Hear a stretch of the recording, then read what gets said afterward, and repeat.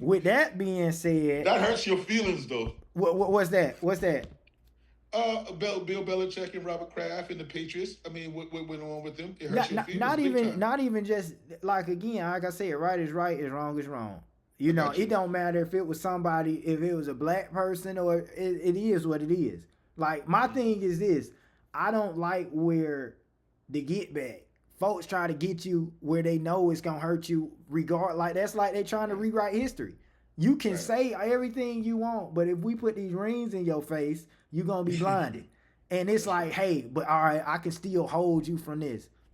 Again, we talked about it before. What the great Denzel Washington say: God give the no, he say man give the award, but God get a reward.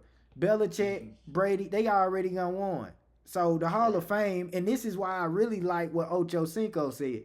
It's like, man, I gave myself a gold jacket because I already gonna accomplish everything that I feel like I needed to accomplish. I don't need the validation from these other people to act like I'm worthy because I know what I did.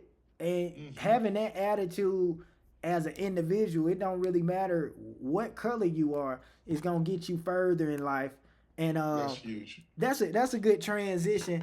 Now, Mm-hmm. I know a lot of our followers have been following us from the start. I generally started off by saying, "Welcome to In Between the Lines, where nothing is out of bounds, and as adversity is an opportunity to adjust and overcome."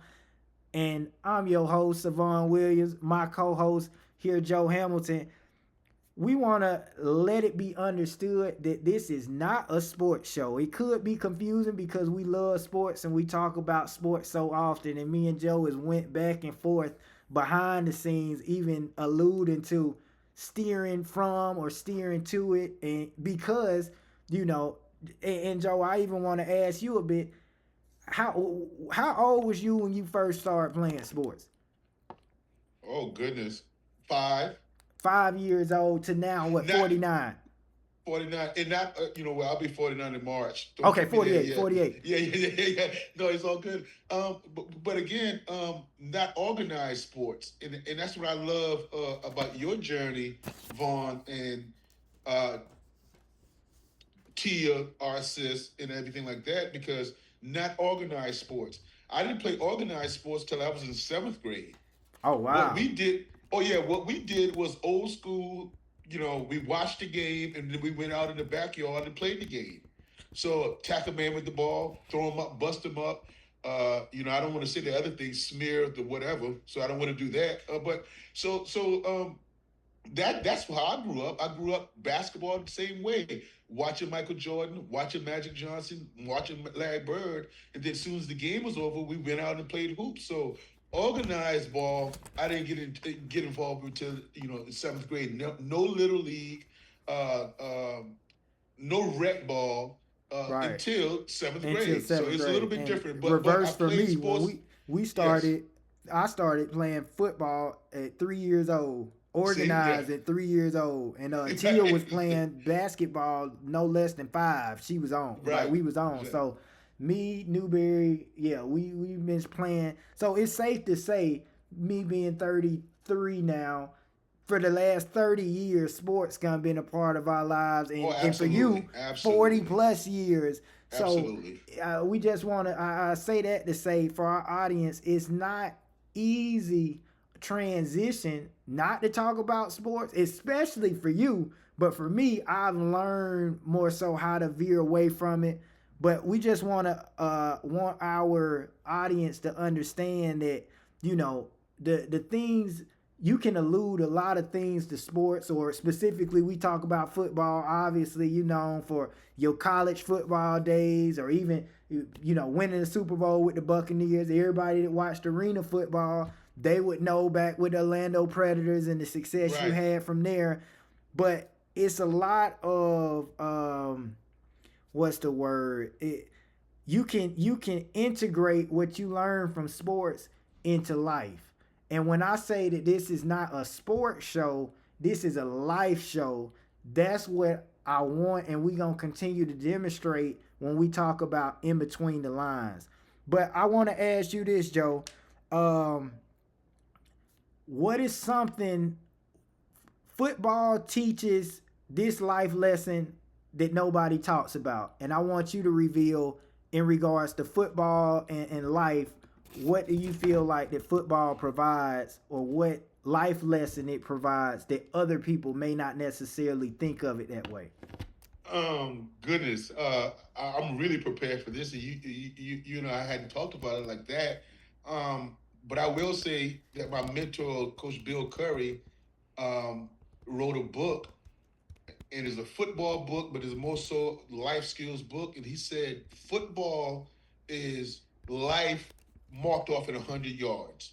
So I evolved that a little bit, Vaughn, to where I can say the tennis court does the same thing, the Mm. basketball court does the same thing, the baseball diamond does the same thing, the golf course does the same thing. So to answer your question, adversity, success, unselfishness, teamwork, sacrifice, accountability, um, failure. That's what it's all about to me. That's what in particular what you're asking me, the football part about it, but it can go in all genre of sports. That's what it's taught me. That overcoming, um, when you get knocked down, get back up. Right. It's not over. Toughness. It's not over until it's over. Finish the drill. It's almost that if you want to go to life and punching the clock 9 to 5 or however you want to say, is that you're not off at 4:48. You're not off at 4:59. You are off at 5 o'clock. So finish the drill. You're accountable. I mean, and you got to look to your left and look to your right. Is that about you? Is about somebody else dealing with a team? And when you're doing that, and I understand there's entrepreneurs, and you might own your own business, and you might be successful that way, but you got people working under you, and you got people having responsibilities to do what they're going to do to pull their weight. So all those things that with sports, and especially what you're asking, football taught me, brother. Absolutely, I love it. For me, for me, football taught. Um, I say just how to deal with different personalities. Cause as mm, being in that huddle, you gotta know how to be, especially if you're a captain of the team or whatever the case may be. You gotta know how to motivate your guys, but not be too hard on them. This you gotta know that personality. You can look at players, whether you're on the basketball court, you can look at a guy and you tell him, all right, it's time to turn up. I need you to go on a run, or you might get in their face, and you know that's gonna motivate them to play. But then you know other players that may not necessarily be as mental tough, or they may not. You say something to them, now they don't want to shoot no more. Now they don't want to. They don't want to block no more. So it just teaches you how to deal with individuals. So as life go on, and you running a business, it's the same way. You got to know how to handle those different personalities, and that can be learned early on from being in the huddle in football. So that's man, that's that's one great. of the big things. Another thing that like you mentioned, football. Nobody physically or mentally want to ever get knocked down. But in life, you gonna get knocked down regardless. There's so many highs and lows to the degree of, you know, essentially football, you gonna get knocked down, and it's just a matter of getting up. It's not where you should be. Where I feel like anybody should feel like you just gonna stay down. Of course, you run the risk of injury, but you run the risk of boxing. And I think in life, every day we going through other mental barriers, and we gotta still be able to get up regardless. So it can be second nature once we get knocked down to just want to stay down. And some folks who ain't never played football don't know what it's Right. like to really get knocked down. But I feel like if you playing early on, or even playing in high school, you still had that mindset to say, hey, I remember coming across the middle, I got cleaned out. Or even I might have laid a damaging blow, and man, I was dizzy. But then I Right. got back up. And I think you can take that determination, that grit, and understanding throughout life, no matter what age you are, to say, hey, no matter when you get knocked down, we can always continue getting up and moving forward and find our way. You can be dizzy. You might, Right. now everybody say, oh, concussion. You probably ain't got no concussion. You probably just a little dizzy. You probably got the wind knocked out you. You know, and at times it doesn't Don't even. take it lightly now, Vaughn. Yeah, yeah. Well, you know, everything is No, I feel you. I feel you. everything is concussion now. But Right. okay, so even if we not talking about, let's say we not talking about football, we want to step away from sports because you can get an elbow to the chest in basketball in the paint, and now the wind Right. knocked out you. Right. The same way you can suffer heartbreak in life, and the wind is knocked out you can't even breathe.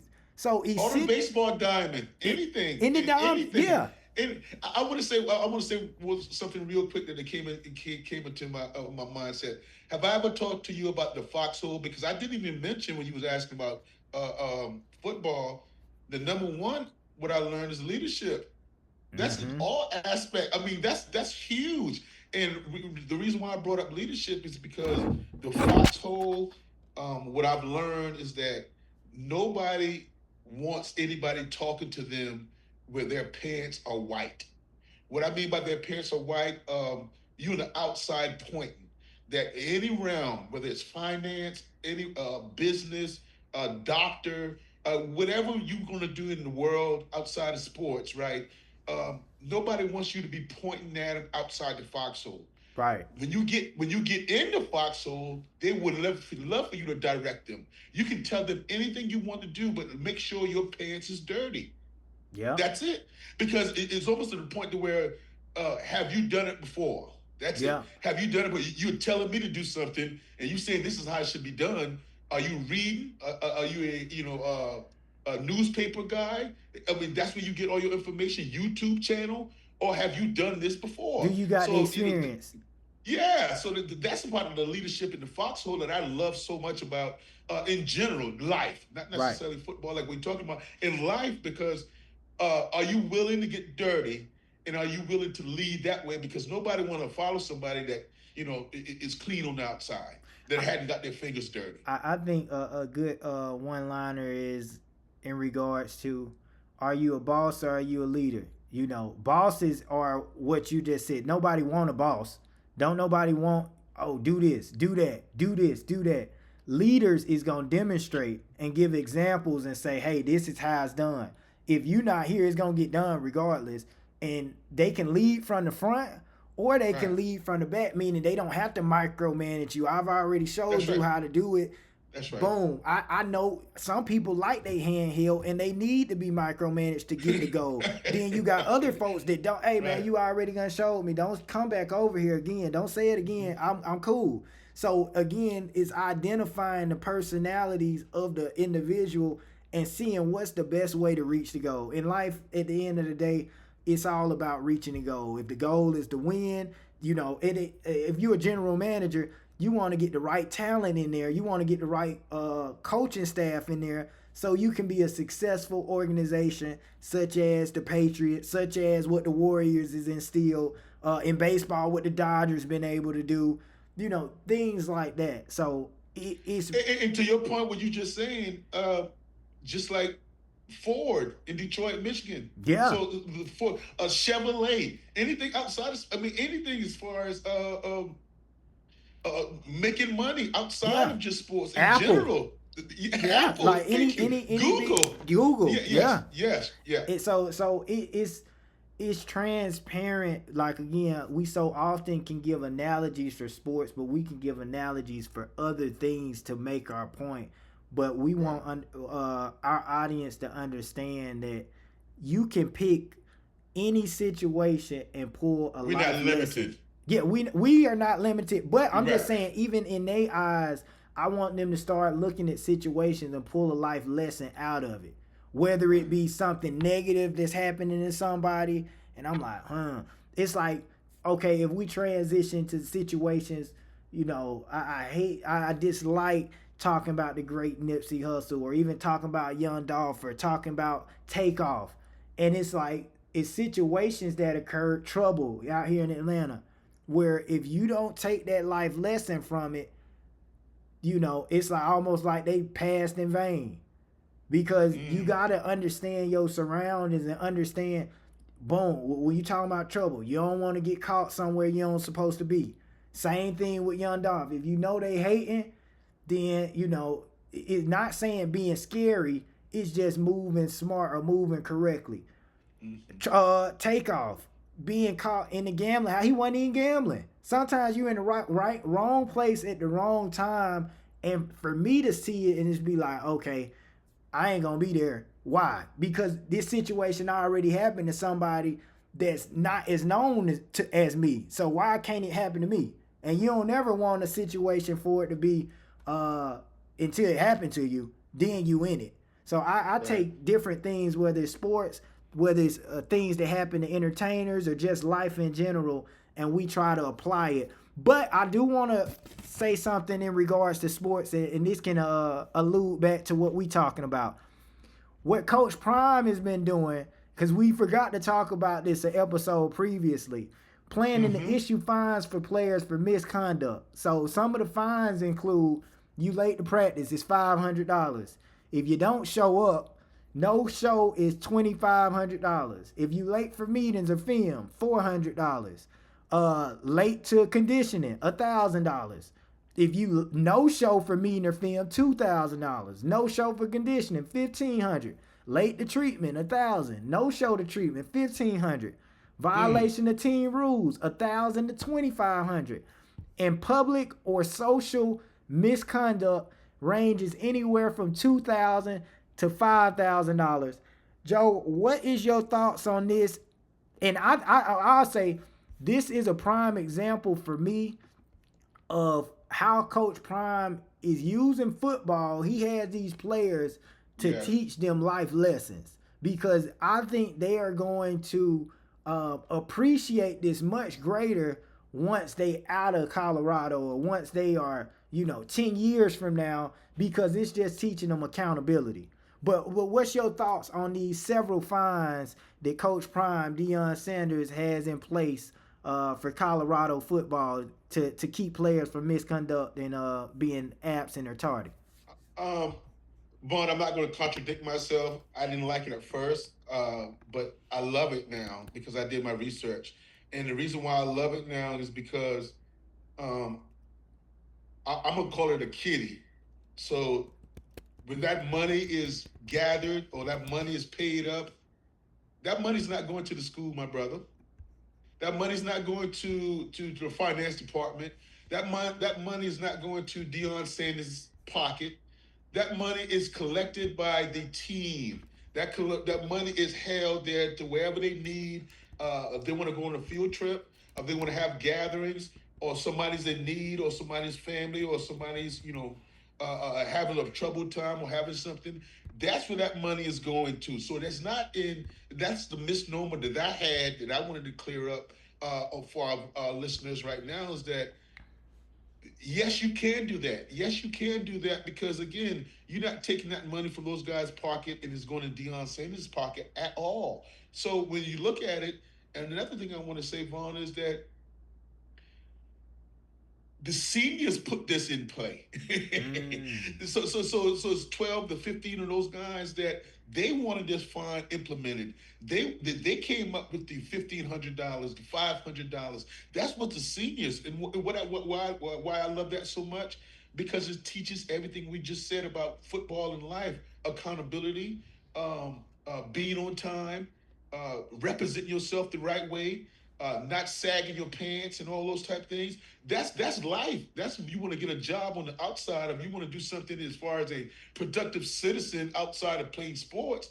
That's how you do it. So I love it, and I love it, and I love it because again, that was senior oriented. The seniors came up with that, and that money. I don't know how you. So you would hope that you hope it would only be like $2 to $3 in there because you don't want anybody to mess up. Right. But that money is going to eventually go to a cause that somebody needs or somebody's helping out. So outstanding, brother, outstanding.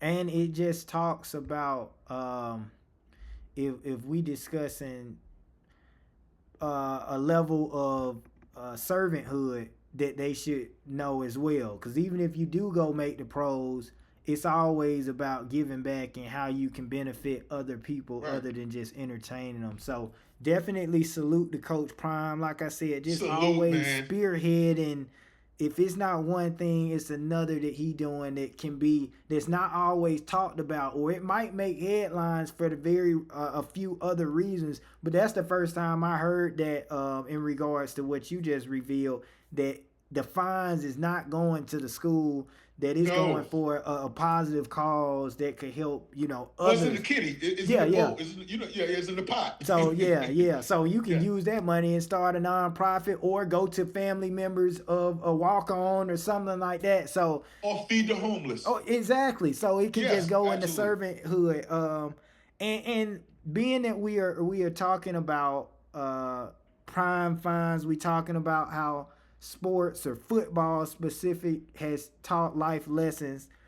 I also we want to roll over a bit and talk more about character, because Mm.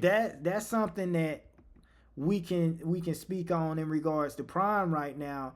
I think he not only teaches in regards to on the field, but he teaches in regards to being a good role model off of the field and talk on the character of a man or character of, hey, giving back, doing this. I remember when Shadua got drafted, and it's like all the stuff, all the news, all the negative headlines or the chaos that's going on, he still went out there to Cleveland and he started getting involved in the city, helping nonprofits, helping the kids, visiting kids in the hospitals and things of that nature.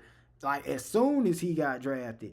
And that speaks on something that a lot of athletes do, whether they want to do it or the ones that just really love doing it. And I know that's one thing that you real big on, whether it's servanthood. And I just want to Mhm. explore that a bit in regards to character and how football helps develop and build character.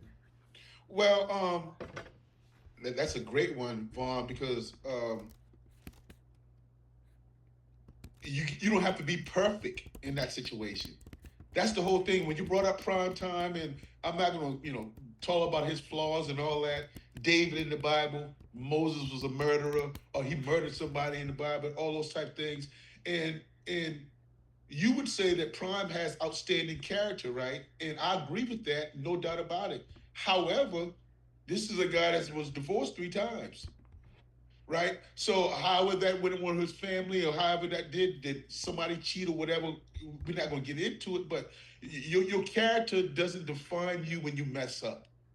That's what I love about the character in the question you asking me now. Because specifically, if I throw an interception, if I fumble a ball, that doesn't mean I need to be acting like I'm the God gift to earth, so I can't Right. point at somebody or blame somebody else, because I'm gonna make a mistake, and I don't want to make a mistake. But how are you acting when you make that mistake? What are you leaning on, or who are you leaning on? And for me, it goes back to my faith. It goes back to my faith in God, that at the end of the day, He's not condemning me. At the end of the day, He's not mad at me. So I should be able to stand up, and no matter where I walk, and that's the whole thing about my character. My definition of it, Vaughn, is that um, I'm gonna be on my tippy toes every time somebody sees me. My chest is gonna be out every time somebody sees me, no matter what they might have thought, or no matter what was on the bottom line of ESPN ticker, no matter what I failed at. My character is gonna stand true because I know who I am. That's who that. When I think about character, that's what I love about it. Who are you? I Mm-hmm. mean, are you trying to be somebody else? Do you want to be somebody else? Are you the same each and every day, or somebody's got to guess what Vaughn shows up, or somebody's got to guess what Joe's going to show up today? No, are you maintaining? Are you being the same person each and every day, although you might make a mistake? Absolutely. And just to allude In my back, opinion, no, brother. no, no. And this is big because we just talking about how football reveals character. You know, as a fan or being a player, football always come down to the defining moments. Crunch time. Crunch time. When crunch time occurs, then the pressure is on. And I said that pressure reveals character, not talent. So how you handle the pressure, what happens, things that occur after, that's more speaks on your character, not the talent. Because when things is good, it's easy to gloat and everything, or you can remain humble. But that's when things is going good. How do you respond, when the pressure is on or you got negative light coming towards you? Are you gonna lash out at people? Are you gonna Right. spaz out? Or do you, and this is why, even for Bill Belichick, even for Tom Brady, you didn't ever see them pointing the finger at nobody else. You ain't never even see them say, even really, whether they took blame or not. It's like, hey, I'm the same that I always been. Exactly. So Yes. that's why Exactly. I Yeah. always Yeah. respect them, because Right. it's like, Right. you say what you want, but at the end of the day, you gotta call them a champion, and they ain't never Right. changed for nobody. And I respect that. Even if you talking about Cardi B, what folks do in their personal lives, you Right. anybody can be judgmental based on, but they gon' she still is her own individual, and that's why I people love like it. her. That's why people like Jocelyn Hernandez, because they comfortable in their own skin, and it's more I love it. people that do not reveal their real character, That's and right. they hiding behind masks, and they hiding behind what they think they should be, or what they feel like they have to be to either keep their job or be in the fit in crowd, or be, cool, whatever you want to name it, be a part of this organization. It's like, just be comfortable being in your skin. So And for you the don't have to guess those people. yeah, That's my point. yeah, You don't have. I mean, day in day out, whether it's Tuesday, Wednesday, Thursday, or Sunday, you don't have to say uh, which person or who am I going to see today. You know what I right. I mean? know who What, I'm going to see when I'm going to see there Cardi you B. go, If she Devon. Yeah, spaz on somebody at the meet and greet, it is what it is, because exactly. that's part of Yeah, her character. And guess what? right. People going to see that. They'll love it. That's right. Yeah, But so absolutely. one thing that I wanted to allude to as well is, when I think about what we say, pressure reveals character, not talent. It's like, pressure don't change who you are; it only reveals it. So that's true whether we talking about football, whether we talking about finances, whether we talking about your faith, whether we talking about fatherhood. The question is, are you ready for what gets revealed? Because the pressure gonna come regardless. You live long enough, you gonna feel some fire. Are you ready for what's revealed? And if you not ready, then that's just a continued reminder that we gotta continue to work on ourselves, so pressure don't get the best of us. That, And you that can't run from that. And you can't run from that question, Vaughn. That's an outstanding question. You can't run from it because um, when you say, "Are you ready for the pressure?" Somebody's got to answer. If you asking me specifically, our listeners, or you going to self-check yourself and ask yourself, ask your wife, mother-in-law, sister, and everything, they have to answer that. And who doesn't want that? So the pressure comes that we put on ourselves. The pressure right, comes that we want to be the very, very best. The pressure comes that, hey, I don't want to let anybody down. I have a family to feed, and I want to live up to the standard of my character. So that's right, pressure in general. So at that point is, what's the deadline? That's the thing. So that's the pressure to me. Is there a deadline? Not really, because we all think we're going to live long and God bless us and we want to live through Methuselah. We definitely want to live 100 years old. I do understand that. But what's the deadline that you put on yourself to say, I have to get this done right now? Or, yeah, or, or I need to be successful right now. You gotta be able to tell yourself in the mirror, and I love saying this to myself, Vaughn, when you brush your teeth in the morning, that guy you can't lie to. mm-hmm, So I mean, so if you put a deadline on it, if you tell that guy in the morning that I want to be this or I want to be that, I want to accomplish this by the end of the month. I want to be going on some trips at the end of the year, and whatever you saying, he's gonna hold you accountable, big time.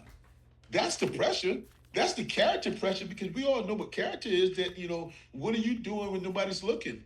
So when that person in the mirror is brushing his teeth, he is looking.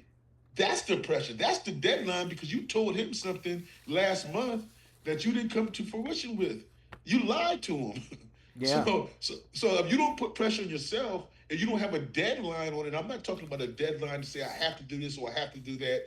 In time, obviously that if you're working, there's a deadline you got to meet. You probably have to give a speech, and all those kind of things. You probably have to give a report to your boss. I understand that, but I'm talking about ultimate deadline. What is it? Because if you ain't setting that for yourself, then you ain't got no pressure. Right. The ultimate pressure is what you put on yourself, in my opinion, brother. Yeah, that's good. That's good stuff right there. I want to. We just gonna transit. Not even really transition because this is right on task. Since we talking about pressure, we talk about character, and we talk about talent, and it kind of just go coincide with other things where we was just speaking on, where we talk about Belichick and Robert Kraft with Tom Brady, and I know we talked yesterday briefly, and I said I did not want to talk about this guy, but then I thought about it, and I'm like, you know what? It's something that we can pull out of it, regardless of the sports, regardless of just the sports fact. And I'm talking about playoff P, podcast P, prescription P, whatever you want to call him. Paul George just got caught taking some type of substance. 25 game suspension, which is a $12 million deduct to pay, and he kind of like owned up to it. He ain't try to appeal it, and from my understanding, his You said playoff blame, P. Hey. his blame was mental health.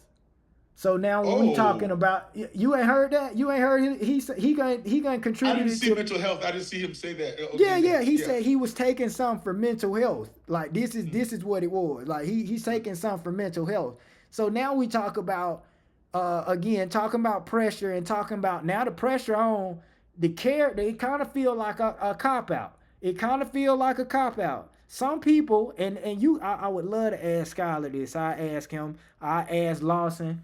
You know, they would say Paul George for sure is a Hall of Famer in they book. Now what? me and you would laugh, but no, like prime Yeah. example, Carmelo Anthony's son, Cayenne, said that Paul George was his GOAT.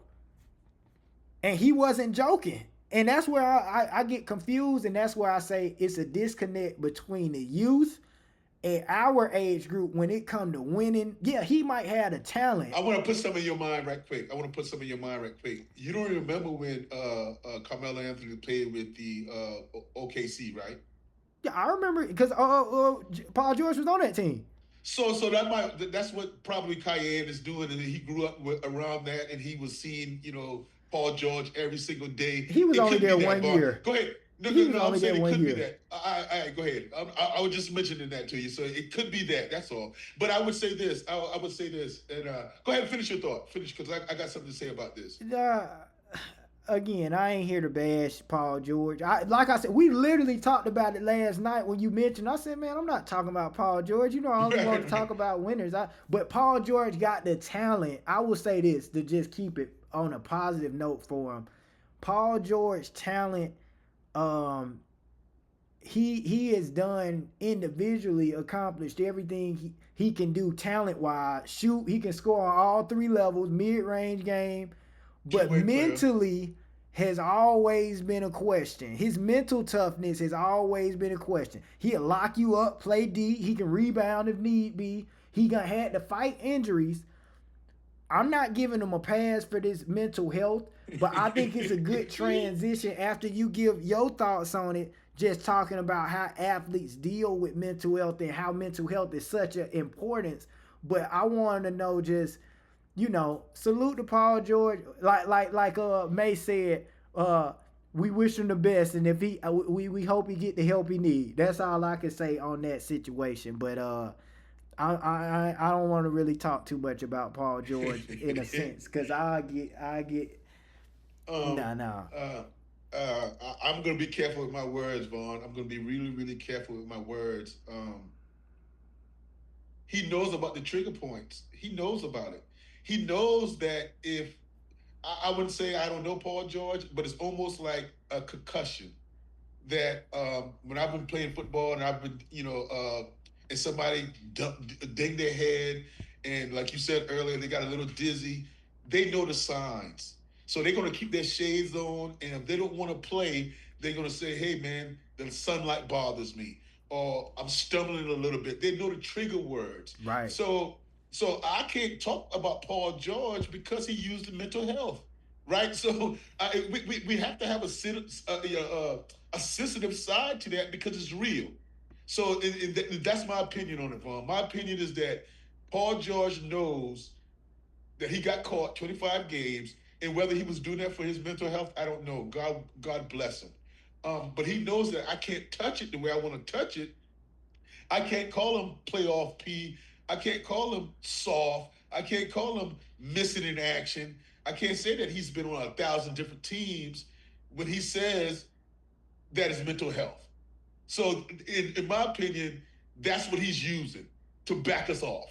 But I just want to In say my this. opinion, brother. Think about this. When they went, I think the Clippers was like one of the top seeds, and they got beat by Dallas in the playoffs, or they might have been a Yeah, 4 or 5 seed. He right, said then his mental was all messed up because of the because COVID, because they was in the bubble, and he said mentally he wasn't. He said that back then. So it's right. not his first time saying something mentally, and you know from experiencing injury, ACL injuries, and I know he had worse than just one ACL. He got like That's right. shattered his leg. Mentally, we seen with Derrick Rose and how that can take a toll. So I want to transition off of him because I mean, Yeah. one side people is gonna say, yeah, like you saying, you using that as an excuse, buddy. Like, you using that as an excuse. You gotta you look. They say you gotta say it like this when you say it though. You using that as an excuse, but at the same time, you can relate where it comes to athlete that get injured and wondering, are you ever gonna play again? What's the mind state? And then, of course, we'll have Tia because our next episode we gonna talk more about adversity. But I want Right. to know, like, what was your mind state when you tore your ACL? Because that was your first major injury for real. Yes. Yes. Yeah, what was your mind state when it occurred? Did you know it was the ACL initially? Uh, and just what was some things that you was able to do to try and get you out those dark spaces? Because only people that kind of been through it can understand what those dark spaces are when it Right. come to trying to come back from an injury. Vaughn, I played the next play. That was third down. That was second down when I tore my ACL. Somebody leg whipped me on the back, and I was in NFL Europe, and it was almost like you shake your knee off. Like, golly, something happened to my knee. Goodness, we've all been there. Like, golly, what happened? So I played the next down, and I went to the sideline. I'm like, this don't feel right. My knee was very, very loose. Um, to get back as soon as possible. That's the Mm. mentality. And can you reach out to anybody that's been successful in rehabbing? Not anybody that tore the ACL and not anybody that's had surgery. What does the rehab look like? And were you ever yourself again? Or would you ever would be yourself? So that was my number one question, Vaughn, that haunted me, that I thought about daily in my rehab. Will I be the same guy again? And I remember that, falling on my knee after surgery, and the doctor said, "You fine, you fine, you 100% ready to go. I'm gonna release you to play ball." And I got tackled, and my knee hit right on the turf, and I said, oh man, And when the doctors came on the football field, they twisted the knee like you do on the ACL and see if it's intact, and they said, "You okay?" And I'm like, "Oh, am I?" So it's the fear. But it's the It's the fear. mental. It's the Yeah, mental. It's yeah, not the yeah. physical. Yeah, that's it. It's the mental and the fear of will I get back, and the mental of can you ever compete? And not only that, Vaughn, if you put all your eggs in one basket, and I hadn't told you this before, and this is very, very good for you to hear. If you put all your eggs in one basket, it's going to really mentally drain you. Because if you don't have any others outside of, not say income, but worth or provision to be able to do something others outside of it, then you in no man's land. So when Mm. I told my ACL, I'm like, hey man, what's next? Do I have any more skill sets? Do I have any more tools in my toolbox to be a successful human? So that can get you down and depressed right there because everything you lived up for, everything you practiced for, everything you wanted to be and dreamed of, that's taken away for a flash. That's it Right. for a flash, and then you wondering who am I now? And if you put all those if you put your whole life into sports, whole life into your profession or your job or whatever, when something happens, that's the mental health. That's the problem when you look at it and like, hey man, what do I have to offer to society? So I'm not saying Paul George is going through that, but that's what I went through. I'm like, what's next? You've been playing ball all your entire life. All you dreamt about is playing football. Yeah, you do have a degree, but who are you? Mm. That's what'll eat you up mentally. And that goes back to give a analogy for those that never played sports, never suffered an injury. Just think about how you felt when you was watching Friday Night Lights and Booby Miles tore his ACL and what he said to his granddaddy or to his uncle. Yeah, He's like, yeah, you yeah. know, this is all I know. Like this is like what And we that's gonna do real, now? brother. What we gonna do now? And I just want to say for parents that's pushing their kids to sports, that's why I'm always around. Of course, when it's competing to be the best, but also put other things in their hands. See if they like aerodynamic, they like That's space, right. they like airplanes, if they like insects, dive into that as well so they just a bit more well You said rounded insects, yeah. because you never know how long, all of this is a blessing. We can't take no day for granted, but we don't know when it can be taken away from you. And I got players, teammates of mine. Like I can think about, it's a blessing to know how far you went. And just to ask, so you didn't tear your ACL with the Buccaneers. Well, it was NFL Europe then. So that off season, yes, that off season, I went to Europe to play. I was employed So by the so Bucks. during those times, during that time, if you were on the Bucks roster, it's like how the NBA got the G League, where you can be in the Yeah, G exactly. League and then you can be playing on the G League team, but then you still with the NBA. So you went to Absolutely. NFL. I thought when you was with NFL Europe, which don't make sense because it does say NFL Europe. I Right, thought right. that was a different. Like, okay, you No, not in the no, no, NFL right now. no. You I was in the NFL. in it. So and you was in Frankfurt, Germany, or you was you Yes, was, you was sir. in Frankfurt at the time. So that happened then. It didn't even happen in Raymond James Stadium. No, sir. No, no. That happened in the off season. That happened like in May. I think in May on the So off season. May. Yes. so did you want to go out there when they sent you to NFL? Did you want to go Europe or you? Then that's a beautiful question, Vaughn. And here's the deal. Tony Dungy drafted me. I had been in the Bucks for 2 years, and then John Gruden came in, but I didn't have any film. I didn't have any Mm, film, so to get film, I needed to go out there just in case because I only signed a 3-year deal. So to get film and then have somebody, if Bucks cut me or I didn't make the team and John Gruden came in, that they can go back and say, hey, well, he did this and not have to go back on the Georgia Tech days. right. So that's why I say, hey, well, let me go to Frankfurt Galaxy, which was extension, just like you saying, like a G League. So that's why I went to try to get film and make sure that hey guys, I can still play because the Bucks hadn't given me an opportunity. Brad Johnson, Sean King. So I needed to go over there to make sure that hey man, I can still play, and that's what happened. Yes. Man. So and then going okay, once that occurred, when was it do you feel like talking about the rehabilitation process, getting the mindset of okay, I can go because obviously you further went along, play behind with the Colts for a Right. year, had a stint there, and then play quite a few years with the arena football, and where you was back in your prime then. So Right. when was it where you felt comfortable and had the mindset like okay, I'm back. What I mean, all I need is an opportunity to be able to take the Orlando Predators to the Arena Football Championship. And that's another thing. That's a great. I mean, I love that Vaughn because that's what happened when I got a workout with the Indianapolis coach Tony Dungy.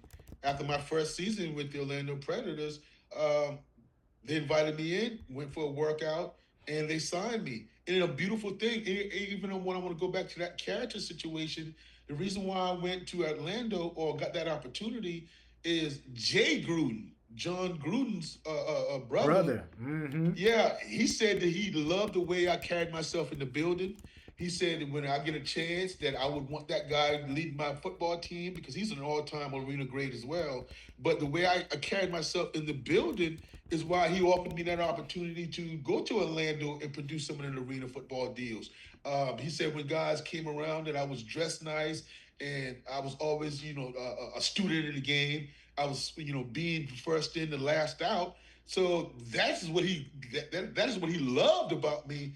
It gave me an opportunity in Orlando. When I got that opportunity and performed, that's when Coach Dungy again called to say, "Hey, I want to call you, or I want to bring you in here for a workout, and let's see where that goes." And it was so favorable because again, I didn't know where to go, Vaughn. Right. And, I mean, all I knew is all I knew. That's and it. and that just goes on the grace of God. One thing that Pastor was talking about, and I can't remember his name. I think it was Clarence McClendon. He talked about, Yeah, Clarence McClendon. Yeah, you can walk by faith, but you got to stand in grace.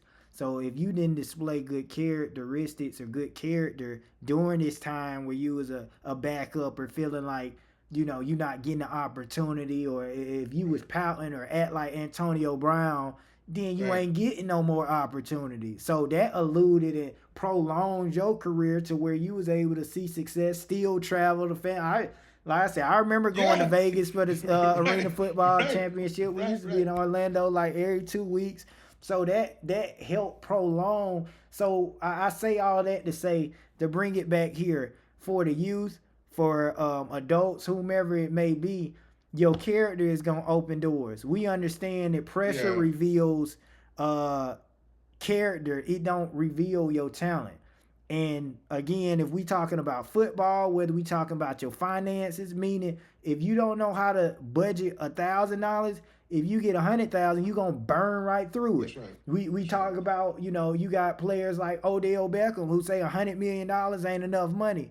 That's in the that's his perspective. Then Yeah. you got what's his name? You got Sebastian Telfair, which we'll deal with in other episodes, and he say, $1 million a year ain't no money. But everything is more perspective wise because he got 14, 15 siblings. But it's like because he wasn't budgeting, that's the case. And the same thing that you can go with talking And he was about supposed to be the savior of the whole savior of the Rome, so to projects. speak. Yeah, he So was the guy. yeah. He was, So and I so he would probably say, put all that pressure on him too. So I'm not going to give him any excuse about mental health, all that, but all that goes a long ways as far as the whole world is on my shoulder. right, right, So how do I overcome? And if something happens, or if I don't play well, see, that's another thing, Vaughn. In I, the basketball court, or even in finances, or even in a regular job, if I don't produce. So I'm not even talking about playing well. If I don't be successful, if I don't come up with this report, or if I don't stand in front of this team and deliver something that I need to deliver, then it's going to be a problem because everybody, depends on me. absolutely, and that's But bottom pressure. line, That's pressure. yeah, So right, prime example. I'm glad you said that in regards to corporate America, job wise. Just like we was talking about in sports, sometimes they will give you unrealistic expectations, and just to either you gonna burn out trying to make it, and then even when you make it, okay, they got a thing obviously called President's Club, meaning you one of the top in the company, you gonna make them so much money, but guess what? After you do it one time, they expecting that to be your standard, even though right. 90% of the rest of the company can't even reach the President Club. So if you That's right. fall off, now you slacking. Rather than you might have somebody else who never reached President Club, but that ain't their expectations. And they may get more benefit of the doubt. So no matter what position that we in life, a lot of times we want to have favor, but we always want to make sure that we don't allow pressure to get the best of us to where whatever is going on at the job or whatever is going on outside of home, you bring it home and now you making it a chaotic workplace, or you making it a chaotic home, or vice versa. You got stuff going on within your home and now you going to work and you treating the customers bad because whatever is going on in the home. It happened like that all the time. Absolutely. You go get some fast food, or you talking to somebody customer service and they just got an ugly attitude. I'm at the post Right. office trying to mail out some dispute letters, and the lady just got a horrible attitude, talking to people Right. all kind of ways. So we just want to make sure that we always got our character in check. And if Yeah. you don't, it's good to have a team involved that can say, "Hey, I see you slipping. Hey, you was Right. tripping on this." Maybe not in that instance where they say something to you in public at that time, but in private they say, "Hey, you was tripping on this. Don't do this again." Because too Right. many people got yes men around them, and that's why they not growing. And they wonder why. Hey, I need a team. I need a team. No, you need a team that's gonna hold you accountable. You can have a team, but it can be a team full of leeches. You can have a team full of users, and you paying for everybody all the time. It's like, no, we need to be lifting each other up and holding each other accountable, and that's displayed by our character. That's That's real, Vaughn. displayed from our teamwork, and that's displayed by the identity of who we are. So I just wanted I to want to say one thing. go I ahead, want to go say ahead, one go more ahead. thing about the character. I want to Yep, say yep, yep. one more thing about this character situation because it's huge. Um, and you say character opens doors, and it's so true. And you can teach me, for instance, Vaughn, for instance, financial literacy, right? Right. If I have great character, if I'm a stand-up guy, you don't care about what I know about financial literacy. All you know is that I'm a stand-up guy. You can teach me that. Absolutely. So that's why character is opens the door for you because you don't have to have a skill set. And just like you said a little bit earlier, it's not about talent because I can learn something. You can teach me something, but what's going to get me in the door is because how I carry myself, and then whether I'm going to take 6 months, a year, 2 weeks, or whatever, then you're going to carry me through that whole situation where I'm going to get involved or be much better in that production or as far as that meeting. But I won't even get there if my character's not there. So Yep. that's the huge thing. You can teach me anything if I'm going to be there available, and you know I'm going to show up. You know I'm going to be on time. You know what I'm going. You know I'm going to do exactly what you tell me to do. I'm going to be very very coachable. Those are the type things. So once that happens, then I'm going to be one of the best employees you have because I have good character. I didn't know about it, and that's why a lot of people look like, "Hey, man, oh, I know a lot about money. I can do 100 times 100 in my sleep and all that." Yes, but you can't get hired by anybody because you don't have any character. But Right. where somebody like me will come in and be like, just teach me the ropes, and But I'll learn. So I end up being a little bit better than that guy. and think about this because we started off the conversation talking about what football and sports teaches us in regards to life lessons that nobody talk about, and what you just said, character and how it can impact you outside of the field or outside of the sports realm. It teaches us to be coachable. All that you just described was just being coachable. And That's some it. people is not coachable at all. That's why you don't want them on your team or part of your staff. That's why you don't want to employ them. You don't want them around Right. because they are not they know it all, or they just Yep. attitude will is like cancer. It's just gonna spread and mess up the whole Energy environment. vampires. Yeah, they sucking the energy out of everybody else. So I think that's a perfect way to allude the identity of this show, of this Yep. episode. And I'm gonna close it out how I started it by saying this is not a sports show, it's a life show. This is in between the lines where nothing is out of bounds, as adversity is just an opportunity to adjust and overcome. I'm Savon Williams, and that's Joe Hamilton. Y'all like, share, and be sure to subscribe to the channel if you enjoyed this episode. We out.